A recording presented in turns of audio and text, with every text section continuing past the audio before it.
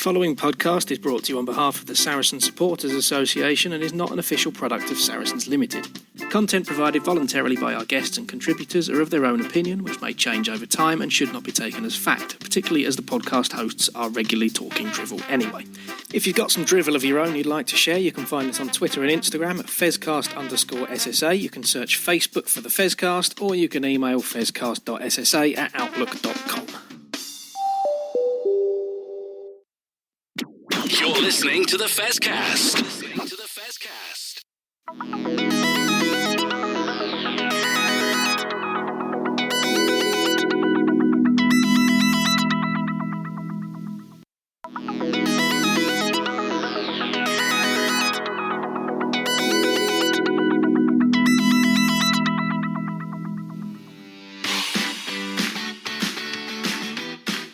You're listening to the Fezcast, which is proudly sponsored by the Saracens Supporters Association, and I'm Alison Davis, one of the SSA committee. For a £10 annual subscription, the SSA provides our members with monthly newsletters, virtual and in-person player events, away match ticket allocations, and we organise pre-match gatherings at away matches. We sponsor men's and women's players, and we support the Saracens Foundation Track Club on behalf of our members. On top of all that, every year we have a seasonal SSA badge, which is exclusive to members. Where else can you get that much value for a tenner? Join now at membermojo.co.uk/SSA, or come and see us on match day in the Oasis at the Stonex. This is the Fezcast. Well, hello, everybody, and welcome to another edition of the Fezcast. And I'm back this week after last week having a week off and allowing Matt to get big and brave and call me out and Theo McFarlane. But I'm joined tonight by Joe Peake and Sam Norris. And welcome to you guys again. Joe, hiya. You've obviously enjoyed the women's rugby over the weekend, the Women's World Cup started off. And Sam, you've been up in Newcastle and just got back. So, Sam, how are you feeling first off? Knackered, mate. Absolutely knackered. We were actually in hospitality up at Kingston Park, and you can probably hear the raspiness in my voice. A few Guinnesses yesterday, a few Gwynethys, good result. Happy to be home though. I'll have to check with my dad, make sure you behave yourself, because I know him and my mum were in hospitality as well. Joe, I take it, like myself, you were up early Saturday and Sunday morning to take in as many of the Women's World Cup games as we possibly could. Yeah, the alarm call I didn't really like, I have to say, but we'll discuss the scores. But there were some really good games over this weekend. 6 games played. So, yeah, really, really, really good games, competitive games. And I think it was a really good start round one of the Women's World Cup for sure. Well, absolutely. Well, we'll do Women's World Cup in part 1 of this show. Part 2 is going to be a bit of a rant from me. Well, you've got used to it over the years now, haven't you? Jez having a rant, but I've got 3 burning issues that I feel we need to discuss. And then in our third and final part, we'll have a discussion about the positives from the Falcons match and also look forward to the game of cricket we'll be potentially playing against Bath. Sorry, no, we can't get too arrogant and ahead of ourselves here, but we'll discuss Bath at home in part 3. So might as well go with part 1. Joe, start with you. We've seen some great games. Let's go through them, not in particular order, but let's just start. I think Wales versus Scotland. I want to pull out one thing from there that Wales got, I was going to say blue murder, but it wasn't blue murder, was it? They got away with yellow murder on the weekend. And slightly generous refereeing, do we believe? Yeah, I think so. I mean, I don't think even Johan Cunningham would disagree that they were probably lucky not to get a yellow card or 2 earlier than they actually did. Discipline was probably something they'll be working on this weekend. But I have to say it was really, really good. Donna Jones and got starts, so that was really good, especially to see Georgia out there after a horrific injury last year. So really good to see her out, although she did get a bit of an arm stinger, I'm led to believe, in the game. So we're hoping that she'll be all right for next weekend. But yeah, I definitely think it was one of those that potentially could have gone either way. And, you know, at one point they had the yellow card did start to flow then a little bit. But I have to say, when you look at the positives from the Wales side, they were really, really up for it. And definitely were putting all guns blazing. But I think the refereeing was perhaps generous, and perhaps it was round one. I suspect that it might not be the case in rounds 3 and 4 with some of those discipline issues. Well, absolutely. I mean, obviously, up next for Wales and Scotland are Australia and New Zealand. I think the biggest issue, and I don't know how much of it you saw, Sam, being as you were travelling up north, but the biggest issue really was that despite the ill discipline, and regardless of the fact that yellow cards weren't given, the amount of penalties and the amount of time that Scotland spent in the Wales 22, the lack of incisiveness and an ability to get across the try line must be of a huge concern to them. Yeah, I think you're right on that one as well, Jez, to be fair. I think Scotland will be disappointed. I saw an interview with Rachel Malcolm, the captain, afterwards, and I thought it was a really classy interview, actually. So I was really impressed with her viewpoint on it. They were clearly really, really disappointed. You know, the score was close in the end, 15-all, with and then the last kick of the game, and Kira Bevan comes on and slots home the penalty. So clearly really heartbreaking for Scotland, given the journey that they've taken to get to the World Cup and having to go through final qualifying and such like. But I thought it was a really classy response from Rachel Malcolm in a post-match interview. And there'll be things for them to work on. Their kicking was not brilliant.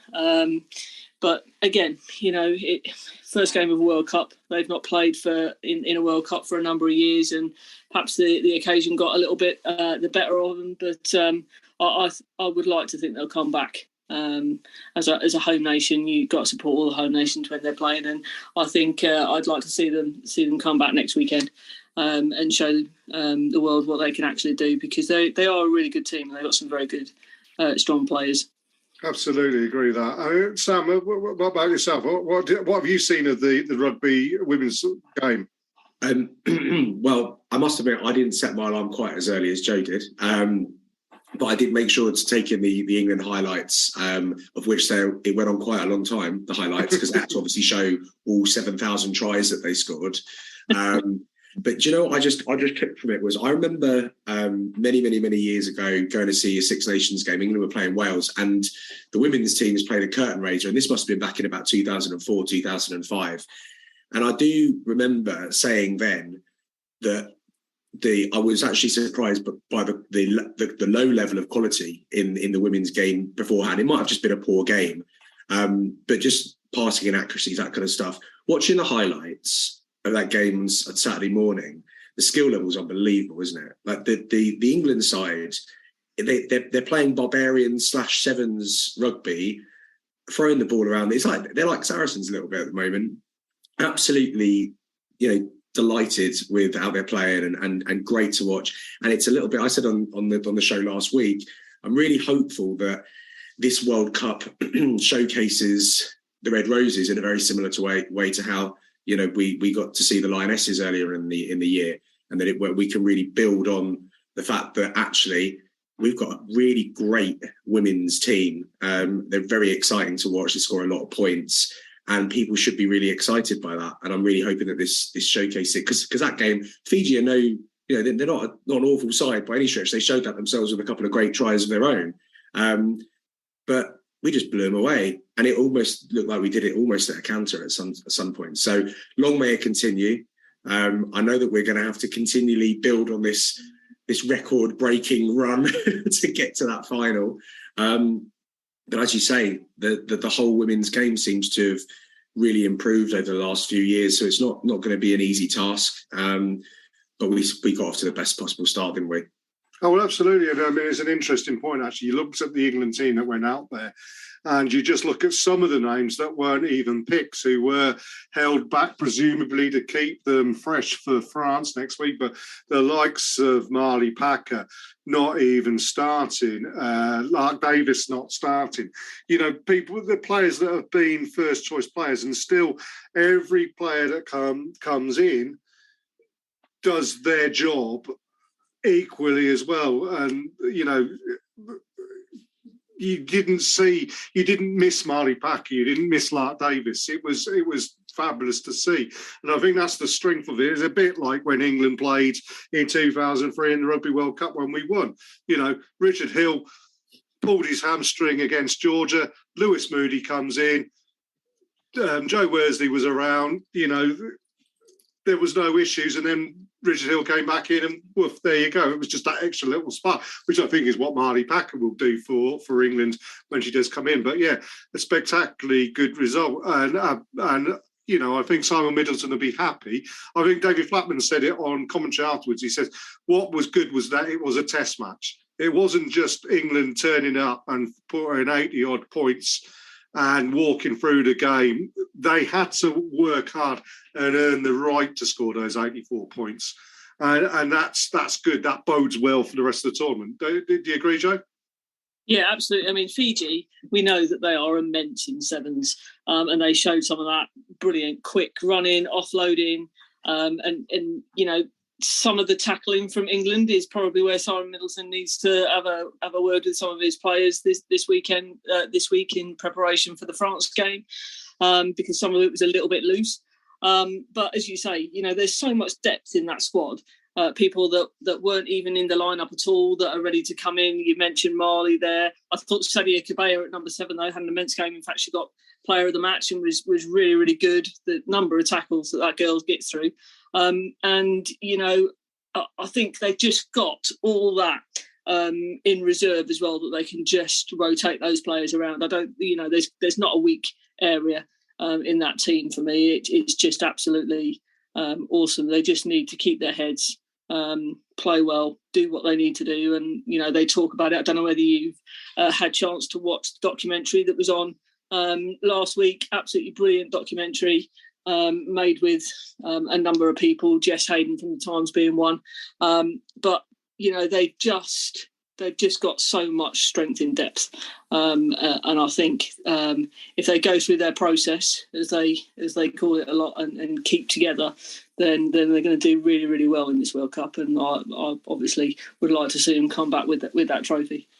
Absolutely. And it was wonderful to see Abby come on as well after that horrible leg break against Wales in the Six Nations to come back and score a try. Want to quickly move on and talk about the other games. Australia, New Zealand's quick comment there. I think after 30 minutes, someone had a word in the referee's ear and to remind them who was hosting this year's tournament, because up until then, Australia certainly weren't performing to the script, shall we say.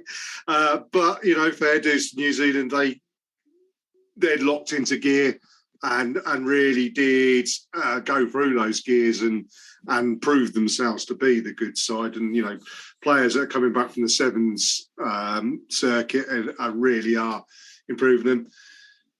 Big win for Italy over the United States. That was probably the one surprise result of the weekend. And then France spluttering to a win against South Africa. Canada looking good. I mean, there's plenty for all teams to improve on. And shall we say lesser teams, which is not something we should be saying. They're all World Cup teams, but lesser teams proving themselves that the gap is closing between the big boys. So not big boys, the big guys and the little ones. This is going to be a great World Cup, isn't it?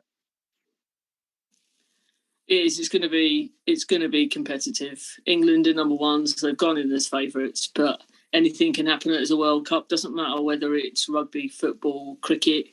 We all know that we can always end up with that surprise turnaround, and it goes wrong. Somebody has a bad day, and we end up walking away out of the group stage. And I don't think that's going to happen with England. Scotland and Wales have got some bits and pieces to improve on. I think the USA will probably want to do something similar, but they've got a really competitive game against Japan coming up at the weekend. So I think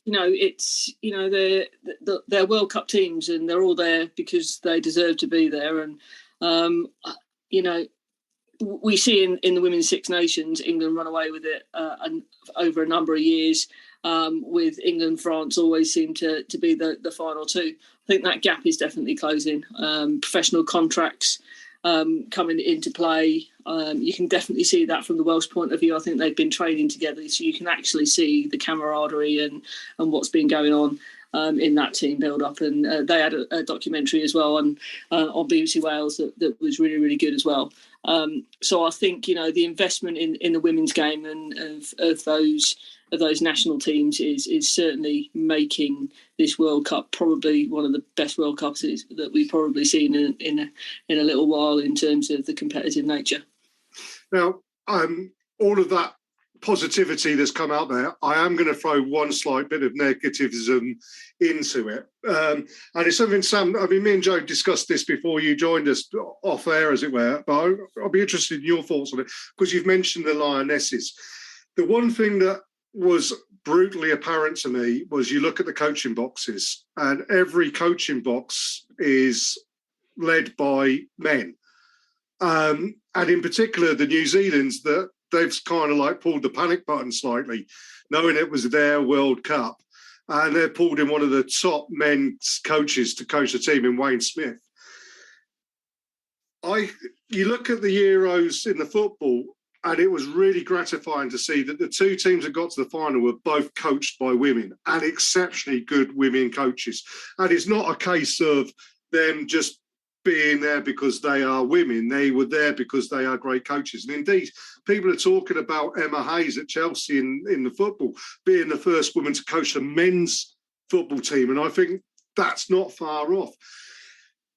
What I hope comes out of this World Cup is that the players who are the senior players in these teams are now looked to be accelerated through and to become the next raft of coaches coming through. And Joe's mentioned it, but we'll ask you first, Sam. But Joe's mentioned the amount of good coaches that are in the Premier 15s.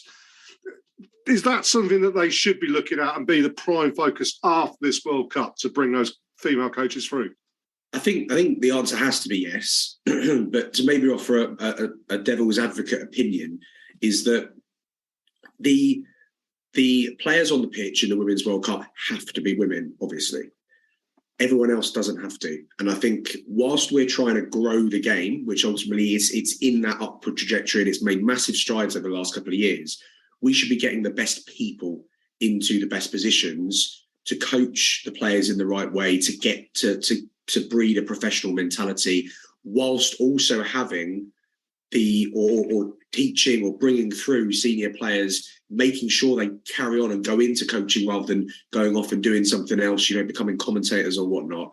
And that's a slow burn. It won't happen overnight. But I think whilst we have these showcase events, these World Cups where the world is watching more so than it might do on a Six Nations or something like that, have the best people in the best slots to get these teams playing at the absolute peak of their ability. And if that's a man, a woman, a dog, who cares? Let's get the right people in with the long-term objective of bringing through, more female coaches that can coach at the absolute highest level. Because don't forget, football, whether we like it or not, the women's game in football is a little bit further advanced than the women's game in rugby. So we learn from the success of that sport, but I think we should also be patient and understand that it's not something that's going to happen overnight. But as long as we have the plans in place and we know where we're headed, I think that's the main thing for now, from my perspective. You agree with that, Joe? Yeah, I do. I mean, as you said, we discussed it before, and I mentioned that there's a number of women coaches in the Alliance Premier 15s now, all of who are doing really, really well and helping promote that game. But I don't disagree with Sam. The women's game is getting a lot of investment now. We've seen over the last couple of years with the Women's Six Nations how the trajectory of that and the investment in terms of having it on mainstream TV during the day. And not a 10-minute highlight at the end just to say, oh, look, England women have won the Women's Six Nations. So, there is that trajectory with the women's players and the game. And I think now I agree with Sam in terms of the women's coaching setups, that potentially that is the next stage of investment. So you've had the investment in the women who play the sport. Now it's the time for the women who coach the sport as well. I think it's about making sure that, like you said, Joe, there's clearly talent that we see week in, week out in the Premier 15s. It's just about ensuring that something like what's happened with Australia, with with shooing in an internationally renowned coach, that doesn't actually get in the way of a very good female coach being able to have taken that position. I think that's the key. It's just making sure that we don't go too far the other way. Absolutely. As we say, we're looking forward to the rest of this tournament and everything that goes along with it. But let's have a word from one of our advertisers, and then we'll come back in part two with a few of my rants, shall we say.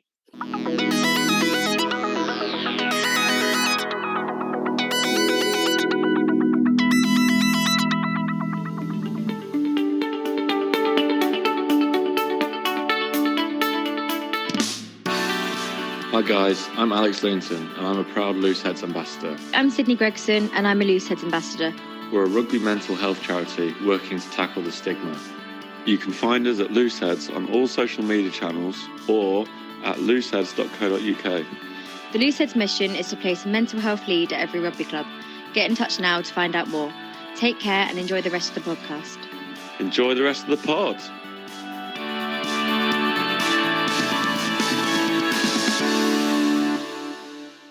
This is the Fezcast. Well, welcome back to part two of episode 7, season 3 of the Fezcast. And yeah, I've had a week off, so I've been brewing up for some rants, and luckily enough, there's been plenty of subjects I wish to rant about. And first of all, I'm going to have a rant about red cards. Now, I'm not going to call out Mako from the weekend. It's one of those things that happens, okay? Players will have a brain fart is the best way now. But myself and Matt have had a bit of a to and fro on our WhatsApp group, which I'm sure everybody else has just sat back with a popcorn and watched and enjoyed. But I have a real problem with players who are paid inordinate amounts of money to do nothing but train day in, day out, to avoid the sorts of situations that Mako found himself in. Now, watching the game on the telly is a lot different to being stood on the paddock and playing the game. But watching the game on the telly, I could see exactly what was about to happen. And bearing in mind, you were being reffed by the best referee around, and Wayne Barnes is the best referee, and he refereed that game spectacularly well, as he always does. You're not going to get away with it. Matt pointed out it was 0.3 seconds, but 0.3 seconds is actually quite a long time. Mako come from a long way back, and he had the opportunities to just keep running past and not to go into it.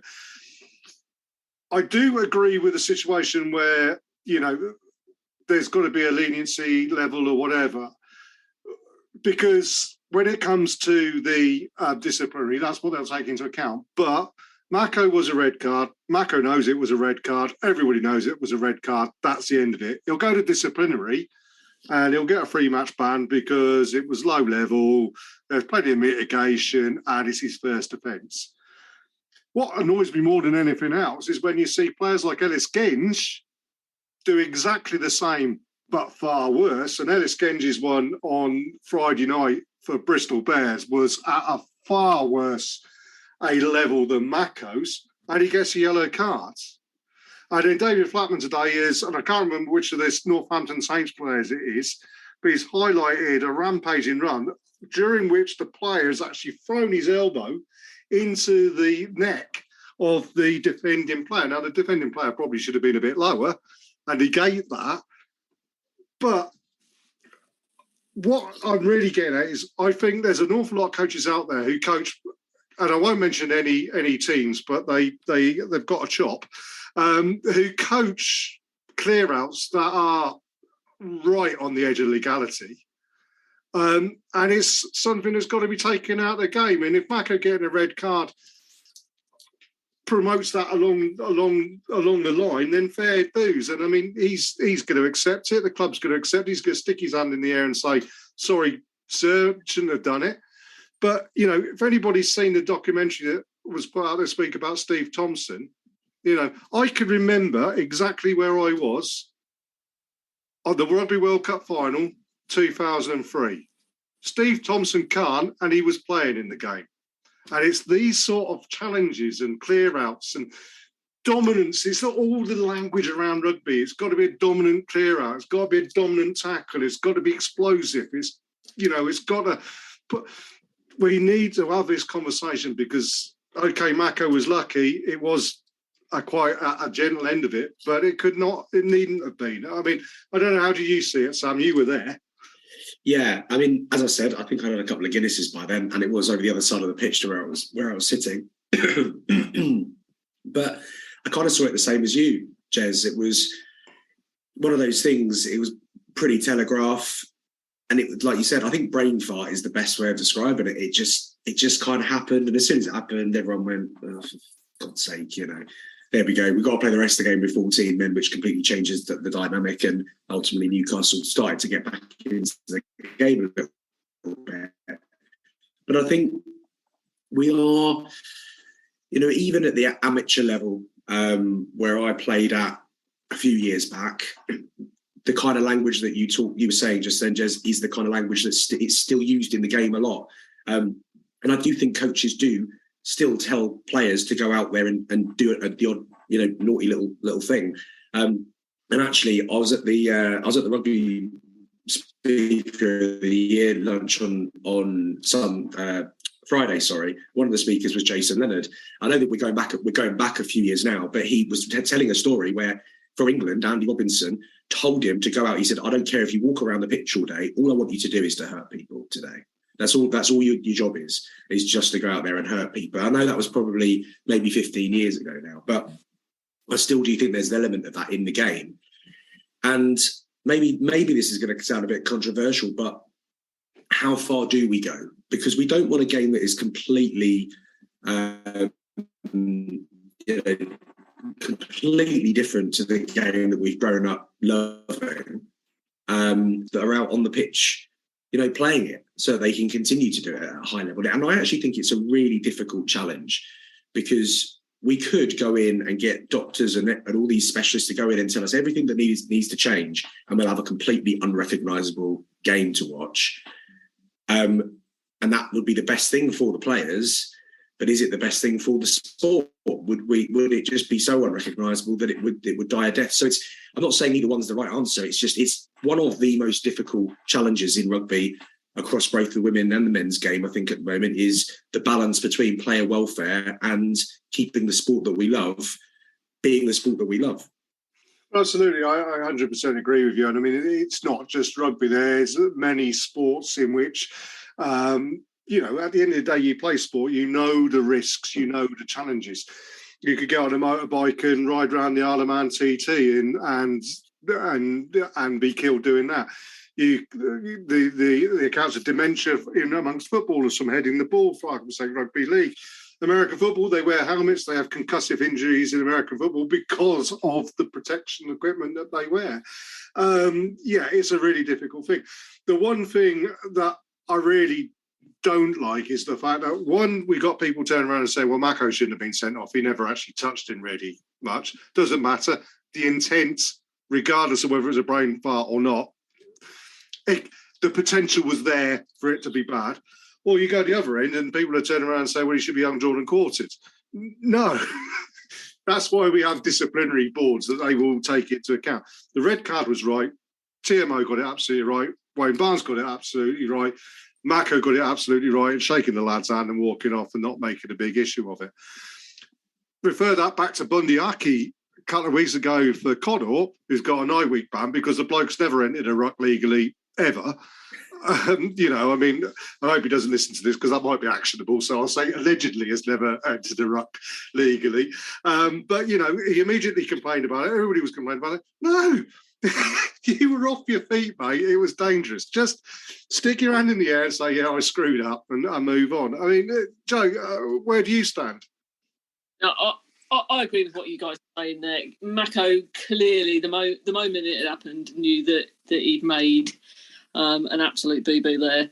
And I thought he dealt with it very well. And as you say, he'll go to the disciplinary board, hold his hands up, say, I've been an absolute pleb there. I mean, I know that you can't turn around and say, oh, you look at the history and all that kind of stuff, but he's not like the kind of person that will be yellow and red carded every single match, and you only have to look at the type of player that he is. And brain fart is an excellent way of describing it, because I genuinely think that's what he's had. He's had a complete and utter brain fart. Lost his mind for a second and gone in there. But it is a really tough balance for referees, for supporters who are trying to support their club and their players, saying what is a good tackle, what is a poor tackle. But I agree with you. You know, rugby isn't the only sport. You talked about the NFL there. They've literally just in the last 48 hours changed the whole concussion protocols, and I'm a bit of an NFL geek, so I apologise that I'm going to slightly go off track here. But it's going to change the game, and people in America are doing the same thing that we'll probably end up doing in the next few months and weeks, saying, well, if you change that, then this is going to change the dynamic of the game. But Tua Tagovailoa from Miami Dolphins got absolutely hoofed around the field, and he should not have been allowed to continue on the game for Miami Dolphins. And the doctor there has been punished, I think fired actually, for not conducting those concussion protocols correctly. Now, you know, our games come a long way in terms of rugby with the HIA assessments and stuff like that. And if people were picking those up, and there was a number during the Women's World Cup this weekend where actually they were pulled up by the observers on the side and said that player's got to come off and have an HIA. Because, you know, it's a fast-flowing game and you can't expect the referee, the lines judge, sometimes even the TMO to pick every single little thing up. We saw it in the Gloucester-Bath game, didn't we, where the Gloucester number 8 went off, then came back on, and then at half-time they hiked him off and saying, well, we made a mistake there, he should never have been allowed on. Well, that player in those 5 minutes he returned on only needed to get... it's difficult. I'm not a doctor, and but there's a common sense thing here. Surely that personally, I think if a player goes off for an HIA, that's it. Regardless of whether you pass it or not, that player's out for the rest of that game. And that's right? Exactly what they've done. Yeah. So. Yeah, no, it's one that's going to rumble on and on and on and on.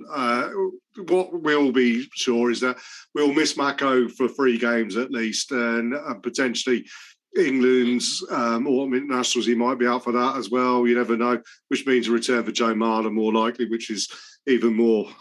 But we won't go into that one.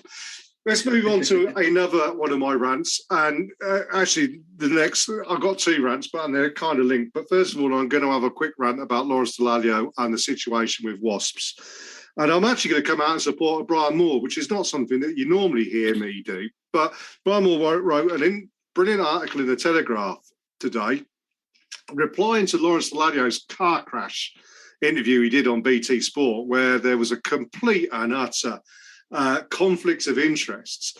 Whereas, Lawrence has basically turned around and said, look, okay, these are the rules, these are the laws, but Wasps are too big to be adhered to them. And Brian Moore's come out and said, no, the club's all signed up to these. You know what the consequences will be. And Wasps are not too big. They're not, if they were the world-leading brand that Lawrence Dallaglio thinks they were, they'd never have had to leave London in the first place. It would have been Saracens or Irish going down the pans and having to move out into the wilds of the West Midlands or Wickham up the M40. Wasps have been badly run, badly mismanaged. They went to Coventry with a level of arrogance that everybody in Coventry would welcome them with open arms. The football club hate them. Coventry Rugby is doing well, and their fans haven't moved over the Wasps, although I'm sure some of them probably go when Coventry are away, perhaps, whatever. But, Wasps... The thing that what annoys me most about Lawrence is the hypocrisy of it, because if you turn around and took his argument to the logical end, in 2019, when Saracens got done for the salary cap, bearing in mind we'd won most of the last few championships and 3 European Cups, surely we were too big to be relegated. But he wanted us relegated as far as we possibly could go. But now it's his club where he's at. Suddenly, oh, no, goalposts are changing now. That's BS as far as I'm concerned. And Brian Moore did well in calling him out. Anybody want to disagree with me? Dare you? No, I'm not Lawrence Dallaglio's biggest fan, but I also appreciate his love for Wasps because it's as unwavering as my love is for Saracens. I'm so biased when it comes to Saracens, anything to do with Saracens. I argued with people till the cows come home that we shouldn't have been relegated for the salary cap, even though 100% we should have been, just because I'm so biased towards Saracens. The difference is I'm not being interviewed on BT Sport. So you know, I've always said, even before, you know, that interview that you mentioned, in comms, he's biased. He shouldn't be allowed to commentate on Wasps matches because he can't help himself, and that's fine because he loves Wasps. You know, you cut him open, he bleeds black and gold. Absolutely loves them, and that's great. We want people like that in the game, but there's a time and place for it, and clearly what he said is just stupid. I mean, there's no team that's big. So you're saying it's okay for Worcester to go down because then, you know, they're not a big enough team.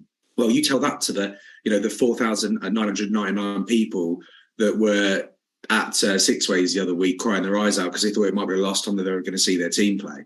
That, for me, that's disrespectful to Worcester, disrespectful to Saracens as well, because essentially in saying that, he's also saying that we are not as big a team as Wasps. So what I'd love to know is, okay, then Lawrence, put your league table out. Which clubs are allowed to get relegated if they do something wrong, and which clubs shouldn't be relegated because they're part of the cool old boys association of Bath, Leicester, Gloucester, and Wasps that can get away and do whatever the blooming hell they want. You know, Leicester committed a few salary cap things last season and effectively got let off with a slap on the wrist. Well, I think Lawrence was one of the people that did talk quite a bit about the salary cap. Yet he didn't talk at all about the fact that for years and years and years, a lot of the players' wives at Wasps did a 20 grand evening working behind the bar at the social club at the old ground.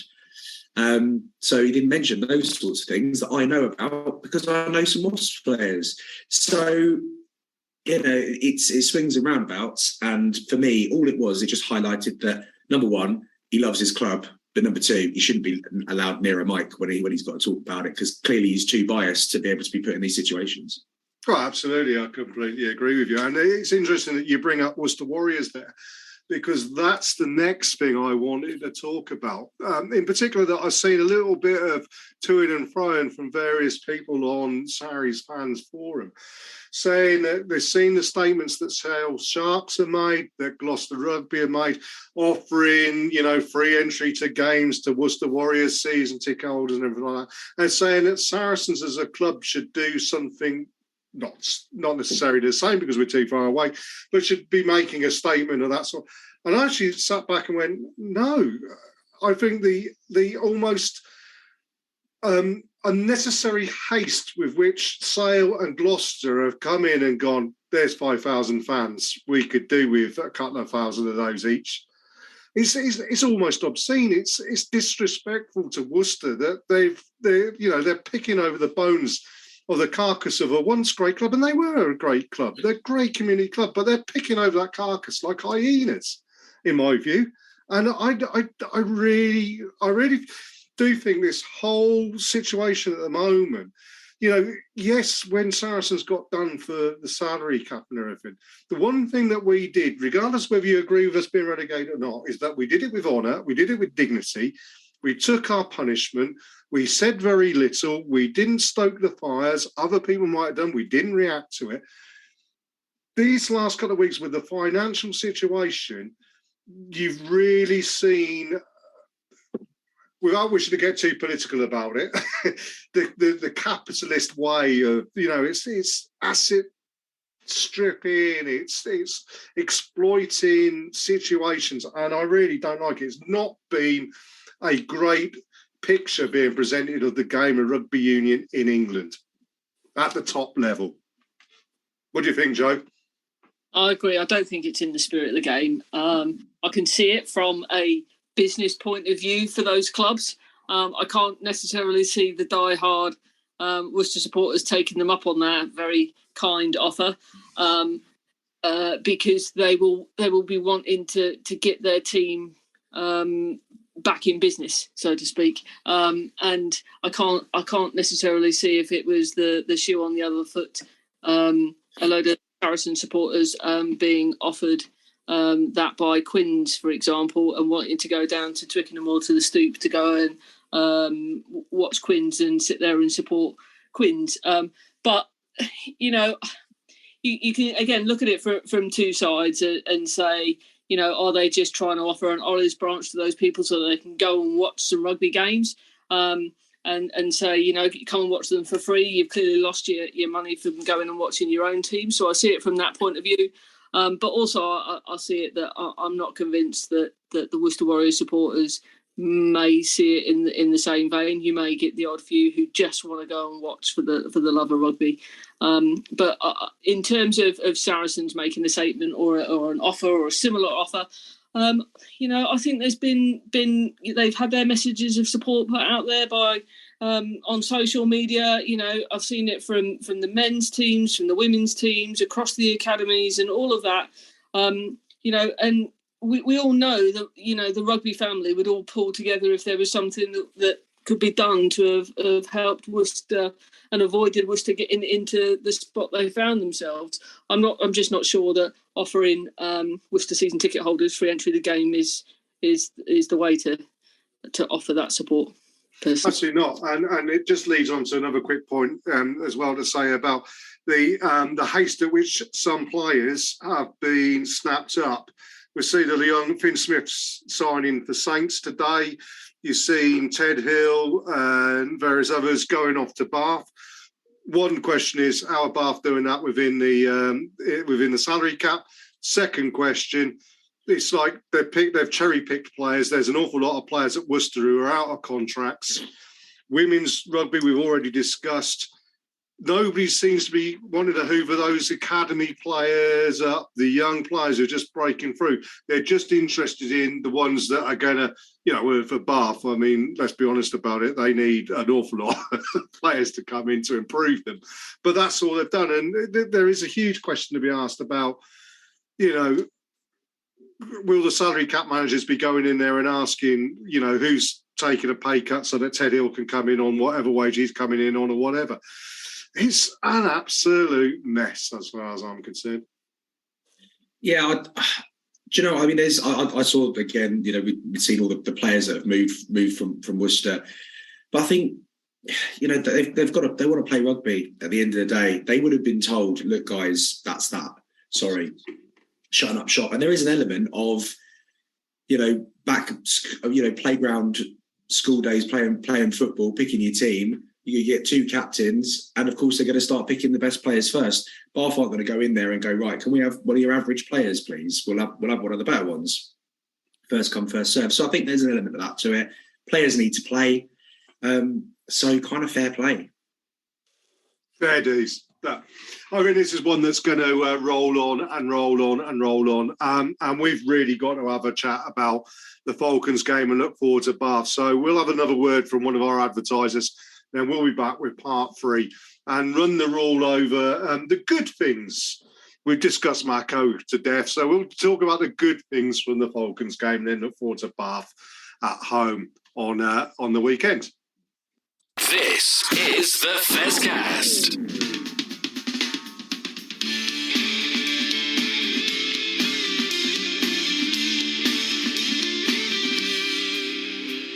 Hi, this is Jess from the Fezcast to tell you about another one of my passions. I love music, and I have my own radio podcast station, Tarka Blowpig Radio.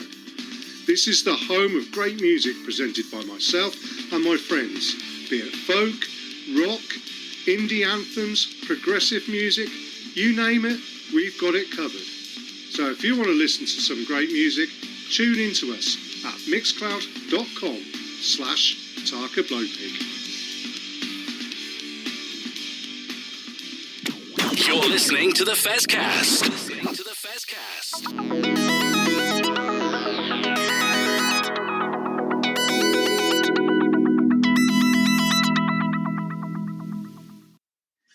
welcome back to the Fezcast with me, Jez, Sam and Joe. And we're going to discuss now the game on the weekends. We've left the best to last. Falcons away. Sam, you were there. Joe, like me, you've watched it on the highlights. I watched it on the PRTV. First things first, I've got a soft spot for Falcons, having lived up in the northeast and having a bit of a history up there. But for 60 minutes, Falcons were awful, I thought. Adam Radwan, they've got the most exciting player in the Premier League, I think. Him and Louis Rees-Zammit are just phenomenal, and they just never gave him the ball. And they only improved once Mako went off, and even then, they lost a try, a Max Malin's try, which we'll have to have a quick discussion about Max as well in a minute. I did say it was all going to be positive, but we'll have to throw a little bit of a negative in there. But Max Malins is off to Bristol next year. Adam Radwan is someone that I would, if we are in the market for replacing him, although I think Ben Harris and Rotimi Segun are good enough to step into that space that Max is leaving us. But Adam Radwan would be one person that I think it would suit him to further his career whilst he's up at Newcastle in a team that's not particularly brilliant. Eddie Jones is not going to look at him, I don't think. So he needs, as difficult as it is to say, and not trying to be arrogant, he does need to come to a bigger club to progress, I think. And I certainly think he would fit in nicely with the way that we play. But other than that, Falcons threw a few punches, but they were a bit powder puff. Don't you think, Sam? Yeah, do you know what? It's funny you talk about the wingers, because obviously on the other side, they've got the Argentinian bloke that does the 100 metres in about -3 seconds. My dad was actually sitting next to me, and he said, I'm not happy with the way we're defending. We're so short, like we're keeping it really tight. And I said, Dad, yeah, we're doing that on purpose because we know what they're going to do. They're going to try and get the ball out to the wingers, because that's where they can throw those punches. That's where they're going to score tries from. And we were almost enticing them to try and do it, but with a defence that was going up really quickly. And we defended exceptionally well. We were we went there with a very particular defensive plan, and I think executed it pretty much perfectly, to be quite honest with you. And it was to keep it tight. It was to tease them. Go on, chuck it to your wingers, because we then had our second level backup. We either had Faz or we had Daly or we had Van Zyl, basically acting like sweepers, the old sort of football defensive analogy. That we knew we were going to sort of mop up the anything that broke through.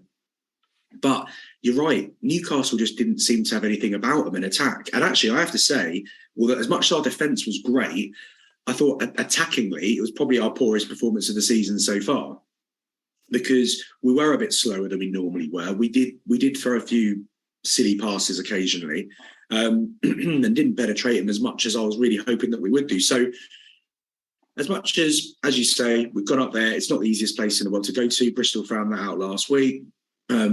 It's a great little ground, good supporters, get behind their team, 5 points, happy days. Getting 5 points away from home anywhere in the Premiership that's a massive tick in the box, and we got that. But I do think the coaching staff are going to look, particularly from an attacking perspective, and go, we weren't quite as on it as we've been in other games. Maybe it was the slight change in personnel up front, slightly different platform. Faz and Van Zyl didn't quite seem to be on the same page as they were last week. But all in all, 5 points, got to take it. Well, absolutely. I think the biggest problem was that we'd won the game at half time. And after half time, we actually instead of going for a cricket score, we kind of just went, they're not coming back from this. We'll go through, we'll avoid too many injuries, too many opportunities for injury. We've done the job, and they did do that job pretty well. The second half was not great, it has to be said, but we'd earned that right. And you're right about the defence. Defence was impressive, and that's what gave us the opportunity to go for some of those spectacular tries was the fact that we were so strong in defence. I want to mention 3 players. First up, I mean, this is going to become a bit like a stuck record, I think, this season. Elliot Daly has just been out as well. Now, he got 4 assists on the weekend. One of those assists was a beautiful little grubber kick into Alex Lewington, and I am so happy that Alex finally got his hands on the ball, wasn't shot from the stands, didn't cock it up, and actually got his tries because, I mean, I will give another football analogy. I'm a West Ham fan. We got a lad playing up front for West Ham, Mako, who scored a goal. He scored 6 goals this season. Against Fulham, he had 4 chances. And, you know, if he was Erling Haaland, he'd have put all 4 of them away. He only put 1 away. And it's all to do with confidence. But he's in the right place to get those chances. And Alex has been in the right place to get those chances on the rugby field. And now he's got those chances and put them away. You'll see him really flourish, and I think he'll really have a great season now. But Elliot, 4 assists, you can't ask for much better than that, and everything that was good. You know, I think it was Matt had tweeted about him being the best 12 and a half in the league wearing a number 15 shirt, and he's absolutely right. But everything went down his throat, and what I loved about him was, excuse me, he got the ball in his hands and he knew what he was going to do. And he'd made a decision, and that's my big thing. When I coached rugby, the one thing I've always said to players is there's no such thing as a wrong decision other than no decision. And Elliot got the ball in his hands and did something. And 99 times out of 100 on that game, what he did came off. 4 assists. You can't argue with that. Are you enjoying watching him play, Joe? Yeah, I did. I mean, I have to say, as you said before, I watched the highlights, and the game did look a little bit flat. But you could have looked at that game and thought it was going to be an absolute belter of a game. You know, Saracens have had a winning start to the season. Newcastle just won at Bristol the weekend before, quite comprehensively at home as well. You know, so I think you could have looked at that game and thought this is going to be a really good, sparky game. Both teams got fast players, like to play and throw the ball around a bit, but from the highlights, it just looked a little bit flat. But you know, as you say, a win is a win. Take the 5 points and say thanks very much and move on to the next game. We've done Mako to death now, but you know that was unfortunate. But it didn't necessarily detract from a game that I thought was a little bit flat across the board, really. But I enjoyed watching it. Yeah, I actually said exactly the same thing. I said that to describe the game as flat, that's exactly what it was. But you know what? We've so far this season, and to be honest, for the last 5-6 years, I think we've held ourselves as a team to such high levels that, you know, we're not happy with being 26-0 up away from home, you know, against Newcastle on a Sunday afternoon, and we're picking out, you know, relatively minor things. And actually, if you want my opinion, if Mako hadn't gone off, I only think they scored their tries because there was that inevitable hole, and they just had the ball for such a long period of time during the second half. They were just going, they were going backwards half the time, but they were just whipping the ball from left to right and then back again, just trying to find that hole. And then eventually they found it twice. And that hole wouldn't have been there if Mako hadn't been sent off. If Mako hadn't been sent off, conceivably we could have nilled them, to be honest. Absolutely, I 100% agree with you there. 2 other players I want to mention very quickly. You mentioned Van Zyl and Owen not being on the same wavelength. I'm going to lay that more at Owen's feet than Ivan's feet, because I thought Ivan, his speed and his accuracy, which has been excellent the whole season, was there, but also his variation was superb. He kept, even if it didn't come off, he kept the Newcastle defence thinking, what was he going to do next? You know, his box kicks are becoming a lot more accurate. but his speed at the ruck is just phenomenal and absolutely superb. But the other player, and who was my player of the match, and we could talk about Ben Earl, we could talk about Theo McFarlane, we will talk about those guys more and more throughout the season, I'm sure. But Callum Hunter-Hill, Maro's at the NFL watching the American football. He's out injured. You would be concerned that perhaps, you lost Tim Swinson, you've lost, various people from that position. This is a season for Callum to step up. In this game, he really did. He ran that engine room beautifully. I felt he did the dirty work, shall we say? He did the gnarly work, the unsung work, as it were, the sort of things that appeals to me as a rugby forward, aficionado, as it were, the stuff that I enjoyed doing as a player, and lots of players do, just getting stuck in and being a pain in the arse more than anything else. Took a couple of line-outs, as did Theo on Newcastle's ball. I thought he had a really superb game. Yeah, I completely agree. And actually, I had him in my head as someone I wanted to raise before you even raised him, Jez. So, yeah, I said previously, I think I was saying it to Matt on a previous episode, that I feel a little bit sorry for Callum, because I think what we want him to do this season, we kind of I think he was, and everyone was planning for him to do it last season.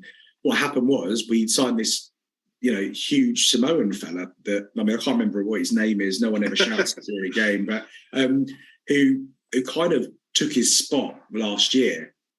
And I think Callum looks like he's worked on his game. I think he's an athletic. He doesn't look it necessarily in terms of, but he gets around the pitch, being very, very well.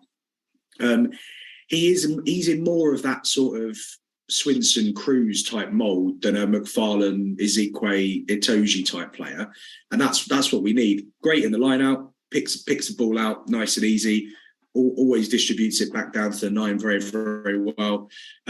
He's almost like a bit Richard Hill-esque in terms of he just does all the stuff that you don't necessarily need to see, but he's the cog that keeps oil in the machine and keeps everything turning.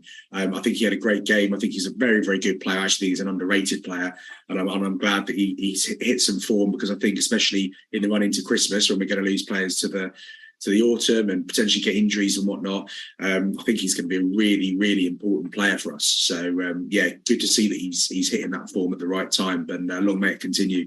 Really want him to do well. Absolutely. 100%. I think he's probably put on half a stone in weight, which has made a big difference, bulked out a little bit. Last season, 6 or 8, he was a bit of a giraffe, maybe a little bit of a baby giraffe. Some of that, he's still a young guy, he's still building out. And half a stone on made a huge difference. Before we look at Bath at home, just want to quickly mention Max Malins, who obviously, the worst kept secret in rugby, other than Worcester and Wasps having nothing in the bank. Max back off to Bath. I think, it's a shame to see the lad going, but I think his head's been turned by Steve Lansdown's checkbook, probably. Bristol, I think Charles Pietau's off next season, so they've got £1 million that they can play with. Max is obviously a bit like Vincent Koch last year, has got a value in his mind that he's worth, and I think probably Saracens didn't meet that valuation, which is their prerogative.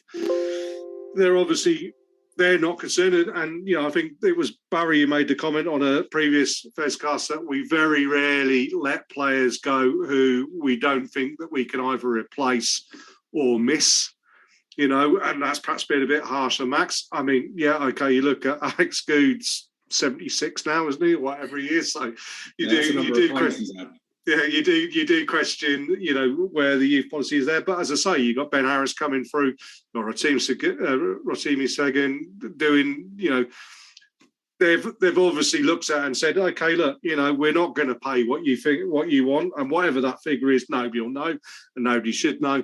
And Steve Lansdown at Bristol obviously has opened his checkbook and done. The one thing I will say about Max, and it was exactly the same thing as we said about Vincent last year, is that all you can hope is that he remains professional and performs in that black shirt for the rest of the season. And on the evidence of Sunday, he's got that level of professionalism that will take him through. And there will be no worries about putting Max Malins in a Saracens team for the rest of the season. He will give his all for the contract that he's being paid at the moment. Are you happy with that as a analysis, Joe? Yeah, I would think so. And, he's got his international aspirations as well to think of, hasn't he? So he isn't going to want to drop form regardless of where he ends up next season. I think he's going to have foresight in terms of that. And I've never seen, any hint of unprofessionalism from the guys. So I would like to think that he can just stay in the starting 15 and that's where he'll perform and still hopefully get across the whitewash a fair few times before the end of the season. Absolutely. And Sam, for you? Yeah, I mean, obviously, we never like to see players go, particularly ones that we brought through, they're one of our own, as you say. But do you know what? When I first heard the news, my first thought was, if I had the choice, there's about a dozen other players I probably would have been more upset to lose, which just shows that we've got a great squad. But, good luck to Max. I hope he does have a scintillating career. Because he'll always be a Saracen, because that's where he started out. So, we wish him good luck. And as you say, can't see him dropping his performance this year. He's going to want to go out with a bang, potentially with a Premiership title around his neck. Absolutely. Right. Very quickly, let's have a quick discussion. I'm not going to go into too much depth because we've used up quite a lot of time. But last year, we gave Bath a couple of shellackings. I look at Bath this year and they have improved slightly, although I did make the joke on Twitter the other day that Worcester going out of business, I bet they still end up ahead of Bath at the end of the season. But, what are we expecting? Let's have some predictions. Is it going to be another cricket score at the StoneX on the weekend, or is it going to be a bit of a harder game? You first, ladies first, Joe. I think Saracens will get the win, but I think Bath showed against Gloucester it was a pretty tight game at the weekend for them. I think it was 17-21, something like that. So they've definitely made some improvements there. And obviously Saracens can't get complacent just because of the previous games that they've played against them. I still think they'll get the win, and I think they'll get the win by 14. That's how I'm going to go with that one. I don't think it's going to be too much more than that. And yourself, Sam, does last season's performances and matches and results have any bearing whatsoever on this weekend's game? Probably more for Bath than for us. They're going to go, these boys absolutely gave us a hiding twice around last year. That's going to be motivation for them. This has got banana skin written all over it. Absolutely it has. Particularly if the coaching staff decide to maybe tamper a little bit with the starting 15, which potentially they may well do. I hope they don't. I think it's going to be one of them. It's going to be the really tight, Bath get the first try or something and we go, oh God, here we go. So it's either going to be really tight or it's going to be a walk in the park. That's the way I see it. I don't think there's going to be an in-between. It's not going to be like a 10-point victory. I think it will be 5 or 25. Yeah, let's be honest about it.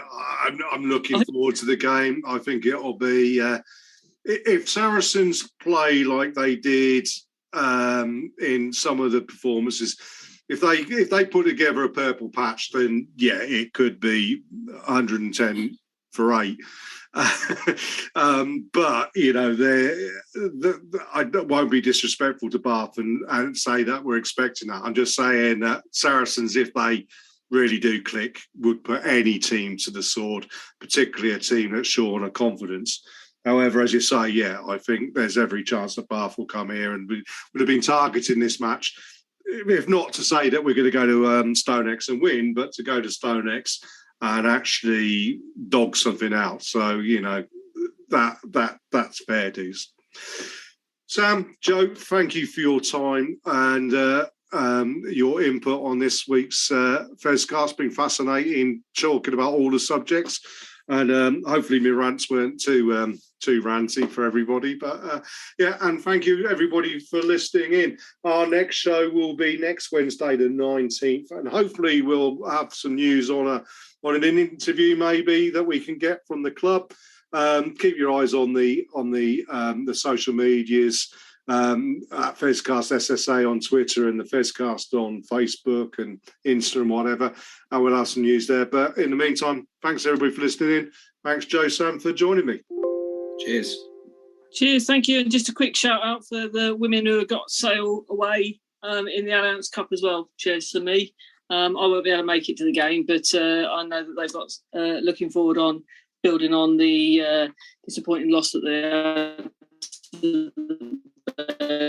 in the first round, so that's for them this weekend as well. Brilliant. Well, hopefully we'll be able to discuss a win on next week's show on that one. Excellent. Brilliant. Thanks everybody. Ta-ra. This is the Fezcast.